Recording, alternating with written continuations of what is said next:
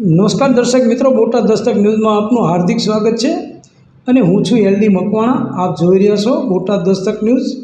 હવે પછીના સમાચાર વિગતવાર. માત્ર ગામડાઓમાં જ નહીં, શહેરોમાં પણ દલિતો અસલામત. શાંત અને સલામત ગુજરાતમાં 27 ગામોમાં દલિતો પોલીસ રક્ષણ હેઠળ જીવી રહ્યા છે. એક તરફ ડૉક્ટર બાબા સાહેબ આંબેડકરની જન્મજયંતિની ઉજવણી કરવામાં આવી રહી છે, ત્યારે બીજી તરફ શાંત સલામત ગુજરાતમાં દલિતો અસલામતી અનુભવી રહ્યા છે. માત્ર ગામડાઓમાં જ નહીં પણ હવે તો શહેરોમાં પણ દલિતો અસલામત છે. છેલ્લા એક વર્ષમાં 156 દલિત મહિલા બળાત્કારનો ભોગ બની છે. 31 દલિતોના ખૂન થયા છે. એમાંય અમદાવાદ, કચ્છ મોખરે છે. શહેરોમાં દલિતોના ખૂન બળાત્કારના કિસ્સામાં વધારો નોંધાયો છે. ચિંતાજનક બાબત તો એ છે કે આજે ગુજરાતમાં 27 ગામડાઓમાં દલિતોને પોલીસ રક્ષણ આપવું પડ્યું છે. આ પરથી ગુજરાતમાં દલિતોની કેવી સ્થિતિ છે તે પ્રસ્થાપિત થયું છે. ગુજરાતમાં દલિતોની સ્થિતિ બદતર બની રહી છે.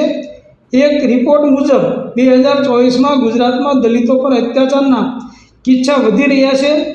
એક જ વર્ષમાં 31 દલિતોના ખૂન થયા છે. સુરતમાં 7, અમદાવાદ અને રાજકોટમાં 4 ખૂન થયા છે. આ ઉપરાંત દલિતો પર થતા હુમલાઓની કિસ્સા પણ વધ્યા છે. એક વર્ષમાં દલિતો પર 94 હુમલા થયા છે. 15 જિલ્લાઓમાં દલિતો પર હુમલા થયા હોવાનું પોલીસ ચોપડે નોંધાયું છે.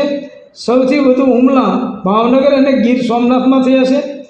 દલિતોના મસીહા હોવાનો સરકાર દાવો કરી રહી છે, ત્યારે દલિત મહિલાઓ અસલામતી અનુભવી રહી છે. છેલ્લા એક જ વર્ષમાં 156 દલિત મહિલાઓ બળાત્કારનો ભોગ બની છે.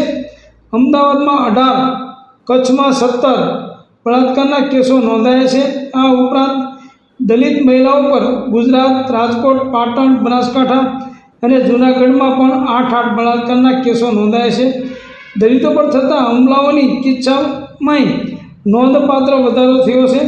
15 જિલ્લામાં દલિતો પર હુમલા થયા છે, જેમાં ભાવનગરમાં 6, ગીર સોમનાથમાં 3, ખેડામાં 3, અમદાવાદ, કચ્છમાં 2 કિસ્સા નોંધાયા છે. દલિતો પર થતા અત્યાચારના આંકડા પરથી એ તારણો બહાર આવી શકે છે કે ગુજરાતમાં દલિતો સલામત રહ્યા નથી. એટલું જ નહીં, ગ્રામ્ય વિસ્તારોની સાથે સાથે હવે શહેરોમાં પણ દલિત અત્યાચારોના કેસો વધી રહ્યા છે.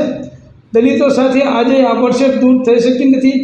દલિતો સાથે પણ ભેદભાવભર્યું વર્તન કરવામાં આવી રહ્યું છે. કોઈને કોઈ કારણસર દલિતોને અન્યાય કરવામાં આવી રહ્યો છે. આજે પણ ગુજરાતના 27 ગામડાઓ એવા છે જ્યાં દલિતોને પોલીસ રક્ષણ આપવું પડ્યું છે. હુમલો થશે તેવા ભયના ઓથાર હેઠળ દલિતો ગુજરાતમાં જીવી રહ્યા છે. Botad Dastak news, LD Makwana, Botad.